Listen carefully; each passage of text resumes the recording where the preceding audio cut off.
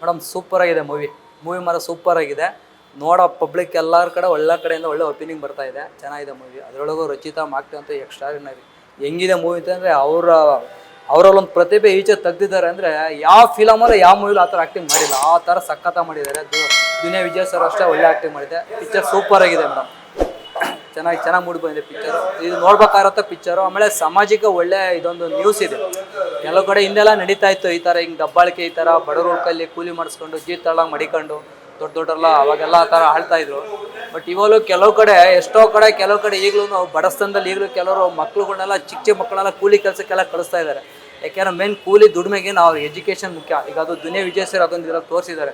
ಮಕ್ಳಿಗೆ main education ಕೊಡ್ಬೇಕು. Education ಇದ್ದರೆ ಫಸ್ಟ್ ವಿದ್ಯೆ, ಆಮೇಲೆ ದುಡ್ಡು ಎಷ್ಟೇ ಕೊಟ್ಟಿದ್ರು ವಿದ್ಯೆ ಇಲ್ಲಾಂದರೆ ಹೆಂಗೆ ವ್ಯವಹಾರ ಮಾಡೋಕ್ಕಾಗುತ್ತೆ, ಲೆಕ್ಕಾಚಾರ ಮಾಡೋಕ್ಕೆ ಬರೋದಿಲ್ಲ. ಹಂಗಾಗಿ ಫಸ್ಟ್ ವಿದ್ಯೆ ಕಲಿಬೇಕು ಮಕ್ಕಳಿಗೆ. ಎಜುಕೇಷನ್ ಮೇನ್ ಮುಖ್ಯ. ಒಳ್ಳೆ ಸಮಾಜಕ್ಕೆ ಒಳ್ಳೆ ನ್ಯೂಸ್ ಇದೆ ಇದರಲ್ಲಿ. ಎಲ್ಲ ಜನ ನೋಡಬೇಕು. ಎಲ್ಲ ಥಿಯೇಟ್ರಲ್ಲೇ ಬಂದು ಕನ್ನಡ ಪಿಕ್ಚರ್ ಹಿಟ್ ಮಾಡಿಕೊಡಿ. ಮೂವಿ ಚೆನ್ನಾಗಿದೆ, ಸೂಪರ್ ಆಗಿದೆ. ಎಲ್ಲ ಫಿಲಮ್ ಥಿಯೇಟ್ರಲ್ಲೇ ಬಂದು ಮೂವಿ ನೋಡಿ. ಚೆನ್ನಾಗಿದೆ.